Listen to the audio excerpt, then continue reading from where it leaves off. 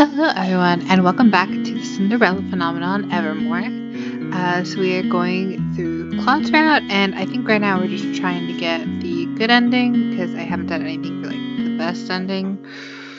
But anyway, yeah. So sorry if you hear my dogs fighting in the background. They are doing it. But yeah, let's get right into it.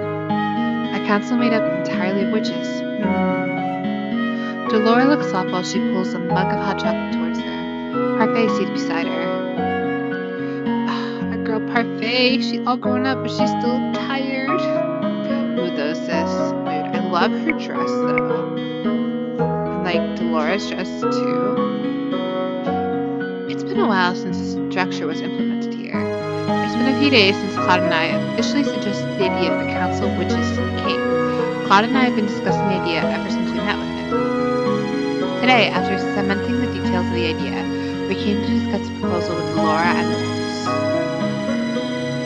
It'll be nice to have some structure for a change. It was just Hilda calling the shots during the war. Very one-sided, let me tell you. At the end of the day, your word is law, but who can object to special meetings? I'm sure the other witches will love the idea. All of us are very fond of sharing our opinions, after all. I look pointedly at Laura. Some more than others. Delora crosses her arms and snorts. I could say the same about you, princess. So what inspired the idea? Claude, who had been standing idly by the bar speaking with a niece and waltz, turns to look at Parfait. Lucette and I see how biased the human counselors' opinions can be. It doesn't make sense to rely solely on them. We thought a council of witches would be able to represent some of the more subdued voices in Angiel. You came to a good conclusion, Princeling. What do you think, Waltz? Waltz, who has been busy helping a niece with the dishes, looks up and smiles. It would mean more reputation for the witches in the government, wouldn't it? I could never disagree with that. Either way, I trust Lusette's opinion on anything. And what of my opinion? Waltz surveys Claude with a mischievous smile. Well, I suppose for someone who's kid-sized, you are pretty reliable.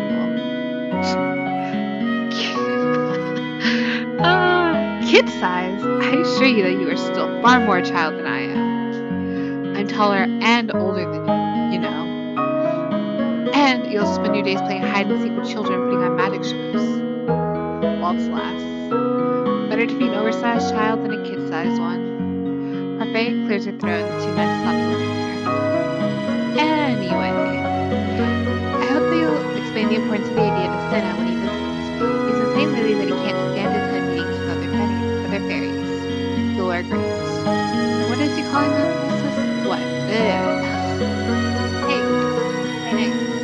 Sorry, they're like chewing each other's faces.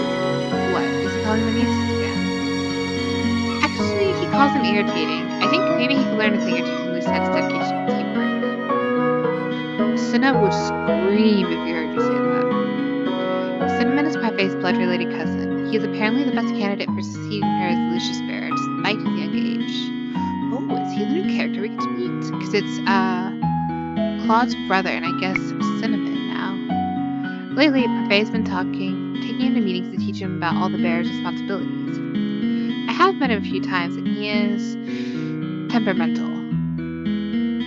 Well, at least he's still a child.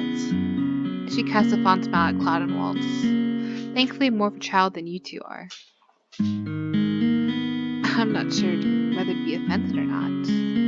Dolores smirks and shakes her head. While ignoring our cinnamon problem, she glances between Claude and I. You two can rest assured that we'll start looking into setting this up properly.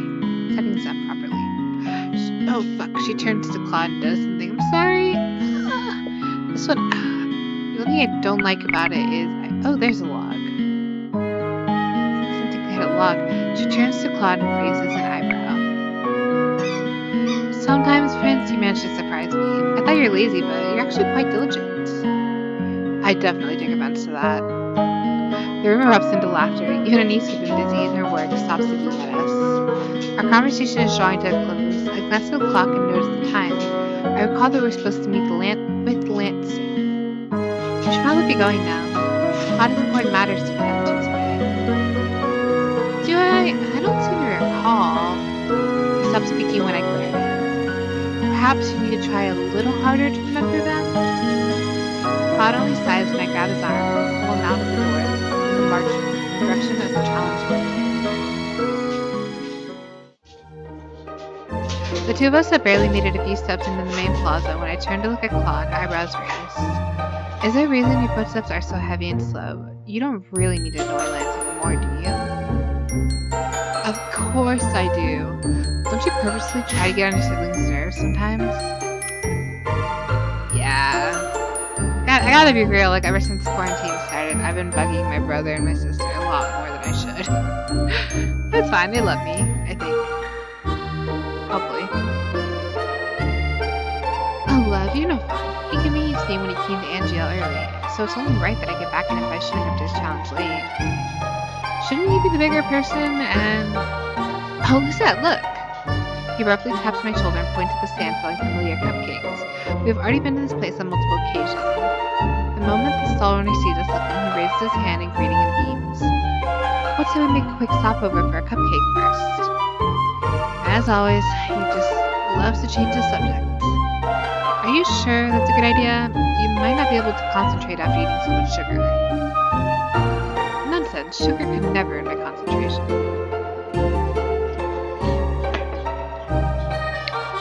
Gotta be real.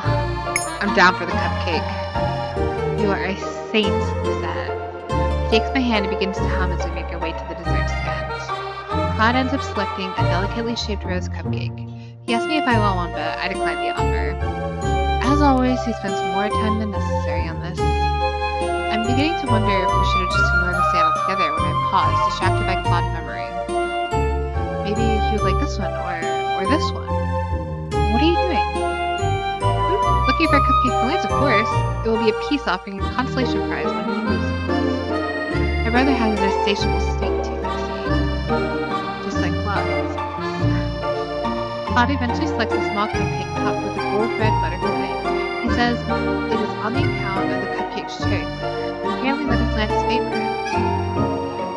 We have both cupcakes carefully packed away before we make our way back to the palace. Much to my relief, Claude proceeds to eat his own cupcake, if only because he does not have the knife and fork to do so. Eventually, the two of us reach our destination. Claude agreed to meet Lance in the dining hall, along with Emmeline and Rod, who are both sitting there now with him. The three are immersed in conversation when we enter. The steps are a lot faster in the Reconcile style of the dance. Emmeline sighs. I kind of ship Emmeline and Lance, sorry. Is that not Rod? I'm so sorry, I got the excuse. Emmeline and Lance. Like, I don't know, I think it's so cute, like, and he's like being her teacher and stuff, and they've been doing so much time together, and I don't know, I just think it'd be cute. Too fast. It's almost impossible not to trip over my own 2 feet. How am I supposed to learn this in time for the wedding? Lance laughs. If it makes you feel any better, I'd be more than happy to be your dance partner during the wedding, Princess Emmeline. I wouldn't mind if you stepped on my feet. See? Oh, they're so cute together. I used to step on people's feet all the time, practicing the same dance after all. But I'd feel terrible. It really isn't too hard as long as you keep your eyes on your partner. How am I meant to do that when I have no idea where my feet are? This wouldn't happen to be the dance that you're helping Emmeline with, Lance. The three look up as we enter the room. Lance narrows his eyes abruptly at Claude. The two brothers eye the elaborate chessboard already set up on the table. It is. Lance is helping me learn it for the wedding. She glances at Lance, but his attention is already focused on Claude. You're late. Sorry, Lucette and I were at the margin discussing some important proposal with 2 witches and a fairy. He smiles smugly at his brother as he takes a seat right in front of him. Both Emmeline and Rod rise to sit further down the table, where I have already taken the liberty of seating myself. It's like the temperature suddenly decreased in here. They're very competitive, aren't they? Perhaps to a fault. They're like 2 bickering children. Both men are staring at each other with grim expressions on their faces. They look like 2 war generals on the opposite side of a battle. This is all very anticlimactic, isn't it? I would have preferred sword fighting. Of course you would have, because you prefer the easy one. You can't stand to lose. Me? Lose? I rarely lose. Oh, right, because you're perfect. The two men began their game with severe frowns. They glanced briefly at Emmeline and Rod, who watched quietly. Rod looks unimpressed, while Emmeline looks more worried than anything else. She leans toward me and whispers, "It's strange to see Lance like this." I look more closely at Lance. He seems eclipsed by some dark aura as he moves his pieces. He never peels his solemn gaze away from Klaude, who looks immeasurably uncomfortable.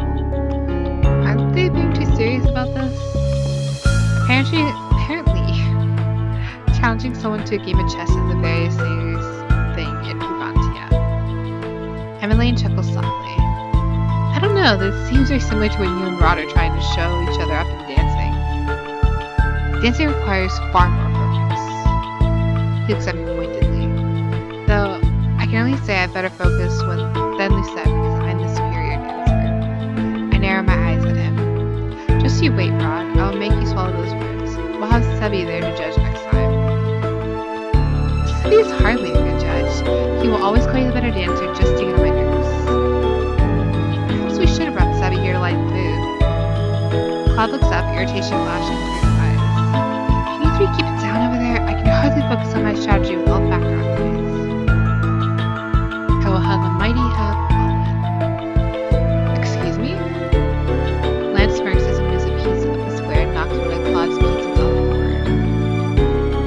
You fiend! Sir William was just a young man. Lance sighs and sits back in his chair. Klaude leans over the board with a grumble. You are a brutal commander, Llama. In a real war, your men would be dead. They're chess pieces. You remember what Father used to say? Treat the chessboard like a battlefield. Know that the men who serve you are just as loyal to their true king. Have you forgotten? I haven't forgotten anything. Lance leans forward to move his pieces after Klaude. As the magic goes on, it becomes more and more apparent that Lance is slowly taking over the board. Klaude watches in sullen silence. What's wrong? Has my imminent victory left you at a loss for words? Klaude just grunts in response as he moves another one of his pieces. Were this a battlefield, you would be sacrificing far too many soldiers. This is a chess board. Your technique is surprisingly savage. Lance glares at him. Perhaps we should have fought with swords. At least then I would have been able to knock some sense into your thick skull. Emmeline and Rod stare at Lance in shock. Lance finishes the game when he takes Claude's king. He's still grimacing though, his face flushed with anger. Checkmate. And there we have it, the expected outcome. I don't know about that. Klaude gestures at the stolen king. You may have taken my crown, but that doesn't mean you know how to wear it. How you win is just as important as the victory. What is that supposed to mean? If this were a real battle, the crown would be meaningless. Bought with too much sacrifice. Sorry, for a second I couldn't understand. I was like reading it and I was like, it's bought. But I read brought. Yeah. Sometimes my brain don't work, you know? Klaude shakes his head. So you see, I may have lost, but I at least have more of a king's sensibilities. You always twist the outcome to your favor, don't you? You're condescending when you win and hostile when you lose. Me? Hostile? I hardly get as riled up as you do. Don't act so innocent now. Lance stands from the table, his cheeks flushed. You're always like that, always putting on a facade and pretending to be the good older brother when all you really do is berate and criticize me. Even when I call you to help or assist me, you refuse. When I try to be considerate, you call me weak. And as always, you have to compare the two of us to boost your own ego. Just because I can't be as good as you. He pauses suddenly, his posture stiff, and then he abruptly steps away from the table. Thank you for the game. He begins to stride away, eyes flashing with anger. I notice that his hands are balled in the fist as he passes us by and makes his way towards the door. What just happened? Llama just expressed his true feelings, I think. He has a habit of not showing them until he's angry. This has always been how I've gotten him to speak with me. Should we go after him? It doesn't seem like it would be the best idea. It's obvious anyone's face. Most of the men I know keep to themselves when they're irritated, Klaude included. But from my experience agreed with Claude. I always knew that talking about your problem is the better solution. I rise from my chair. Be that as it may, I'm still going to go after him. Rod has a point, actually. Usually when Lance walks off like this, he needs time by himself to reflect. What happens when you follow him? He thinks I'm trying to antagonize him. Suffice to say, it usually doesn't end well. Maybe he'll be more receptive to me then, because I am not you. Perhaps. I'm gonna go search for him. You can come join us when you're ready to speak with him. Fine. I'll catch up with you after I clean up the board, Lucette. Would you like us to tag along, Lucette? She definitely doesn't need our help, Em. But Prince Lance... He's fine. Rod speaks curtly enough that Emmeline stops speaking, but she still looks at me worriedly. I hardly think you'd appreciate such a large audience to his woes. I'll call on you if you need any assistance. Alright then, Rod and I will be here if you need us. I nod, then turn towards the door and make my way outside. After questioning some of the nearby servants, I am able to pinpoint Lance's location at the palace gates. I make my way there and find him standing close to the gate with his gaze upturned. He's staring at the sky vacantly. He looks up when I approach, his eyes glittering with guilt. He quickly turns away. Hello, Lance. He responds with a small, sheepish smile.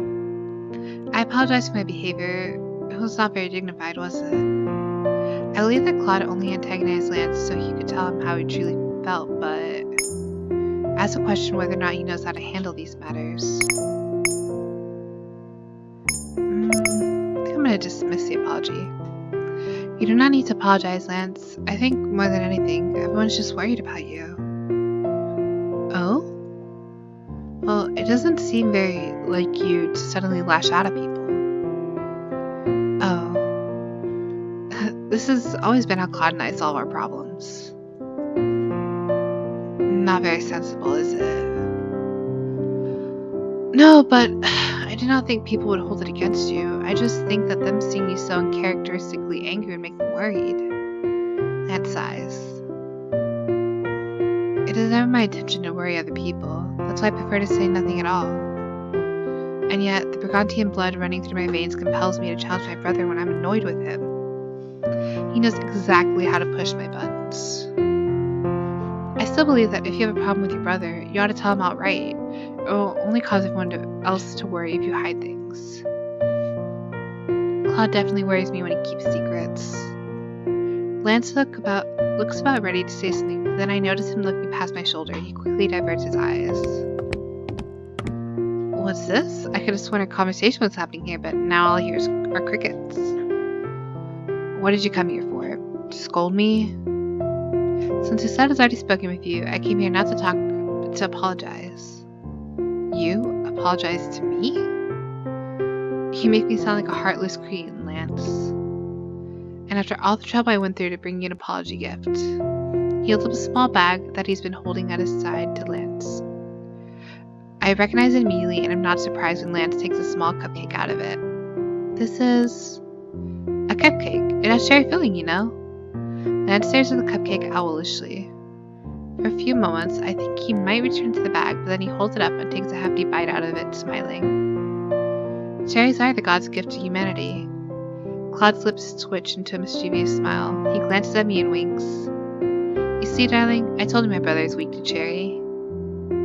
I am not. Lance stuffs the half-eaten cupcake into the bag, cheeks flushed. He clears his throat. Aw, he's so cute. Wait, why did you buy me a cupcake at all? It's a peace offering. Lance considers the cupcake for a few moments, looking thoughtful. Well then, maybe you're not heartless, but you certainly can act like it sometimes with how condescending and demeaning you are. Yeah, and for that I apologize. Such is the manifestation of my jealousy. Jealousy? You're jealous of me? For a few moments, Lance looks surprised, but then he sighs. Why would you be jealous of me? Sometimes, Llama, you can be extremely obtuse. Do I really need to explain it to you? You call me perfect, but have you ever stopped to look at the people around you? They adore you. I don't understand. You're living a fairy tale, Claude, and meanwhile, I'm still living in your shadow. Without you in Brigantia, I'm set for nothing but failure. Claude frowns at his brother.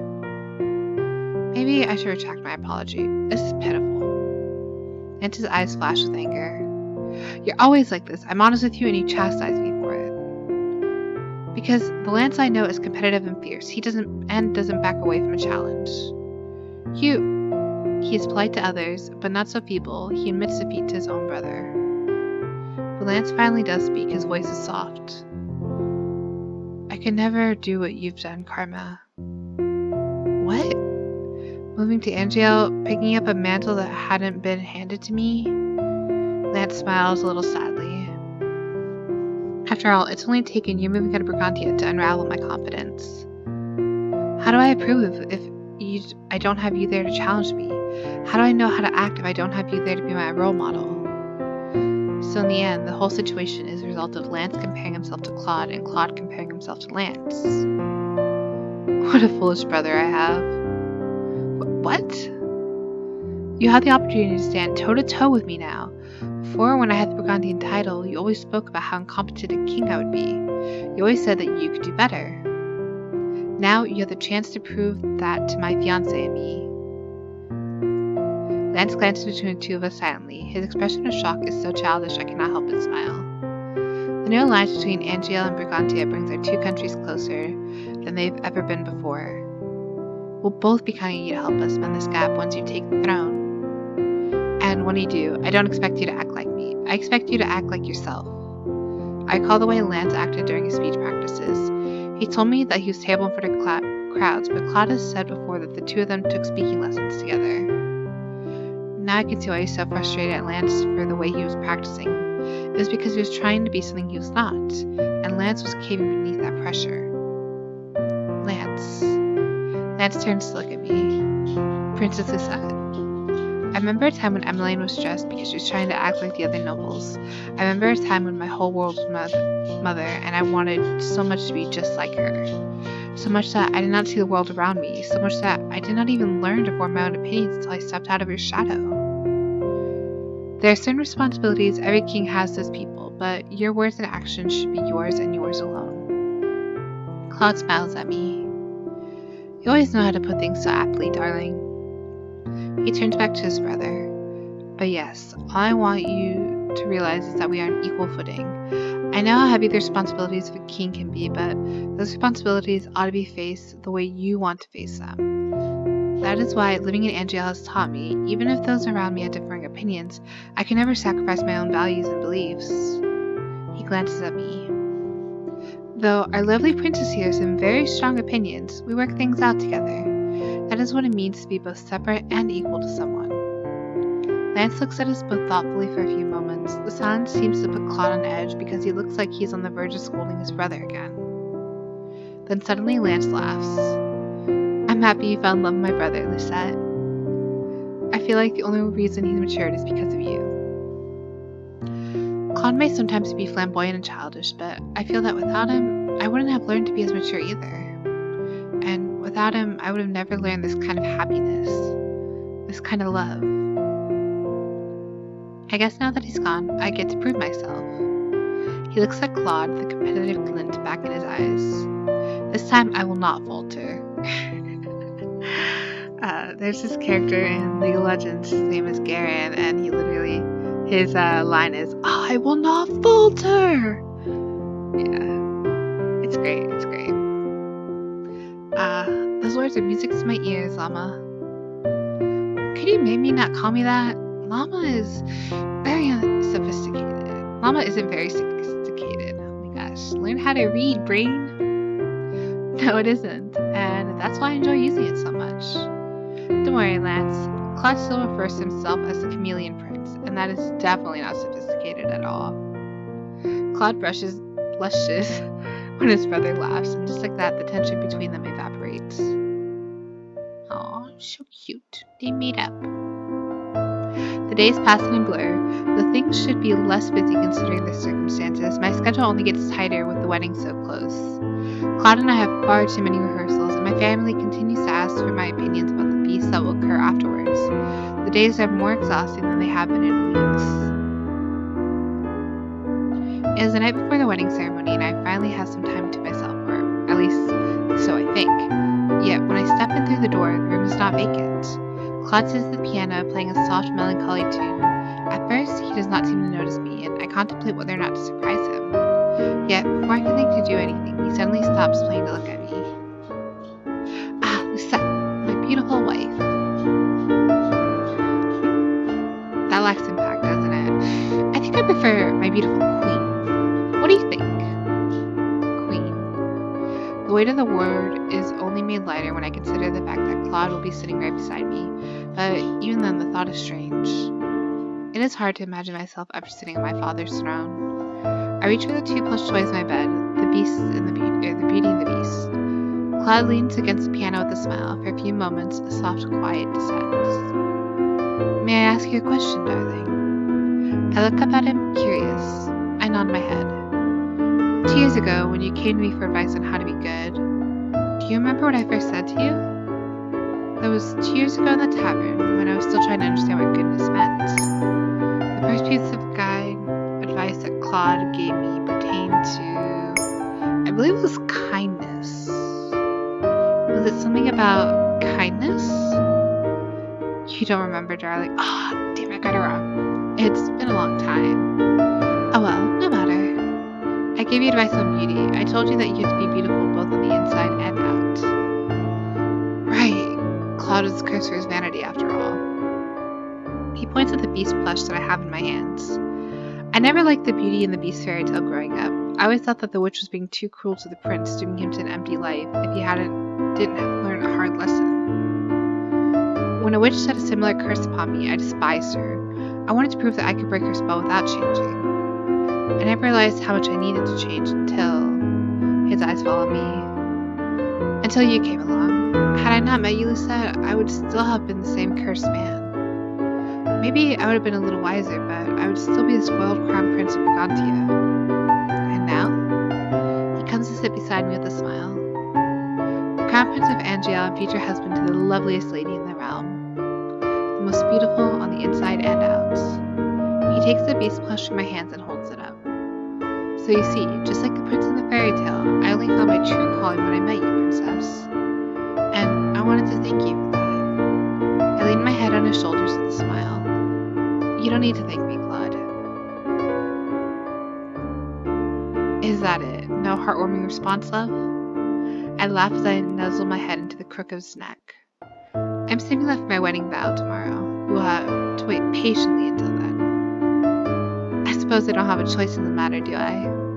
He kisses the top of my head. A gentle silence falls over us after that, but it is comfortable and calming. I'm content to wrap my arms around Claude's waist and settle my head on his shoulders. Thank you, Claude. May be granted that what is done before the gods cannot be undone by man. Before I proclaim you joined by marriage, thou must seal this pact with a kiss. I've heard these words so many times before, but here, in front of so many people, they seem to ring even louder. Still, I will not falter. The crown prince is always confident. I take a step forward to clasp Claude's hands in mine, but before I can even place one foot in front of the other, he has already stepped so close our noses brush. It is all I can do to keep him grasping when he puts one hand on my back and takes me backwards. Oh my god, he looks so cute! Oh my gosh, I love it. Claude smiles at me mischievously. He's so close that I can feel his breath on my cheeks. A ripple of sound runs through the crowd, and I cannot tell whether it is laughter or chattering. This wasn't what in the rehearsal. I whisper the words into his ear. My cheeks flushed. The rehearsal is very boring. I think I had leisure breaking some rules. I did not have it in me to protest. Claude always has a way of assuaging my worries. He is in himself no matter the circumstances. His confidence might sometimes be overbearing, but it's also inspiring. I'm always so bold because I have such a confident queen. You may now kiss the bride. Neither of us here is a minister. In fact, Claude plans to kiss my lips before he even reaches his lips. The applause echoing around us is nothing but background sound. All I can feel in those single heart-stopping moments are Claude's lips on mine and his gentle warmth all around me. I love you, my beautiful queen. Tied on the side, his words make my heart swell with pride. I kiss him again on the cheek before placing my forehead to his. I love you too, Claude. How cute. Is this the ending? It's not. Okay. So I guess we get a little epilogue. It's pretty neat. Okay. So, I'm gonna go ahead and end it here. But I hope you guys are enjoying it. Oh my gosh. I felt tears come to my eyes during that wedding part. Like it was so short, but like still got me in my feels. But yeah, I hope you guys are enjoying this and have a good day. Bye.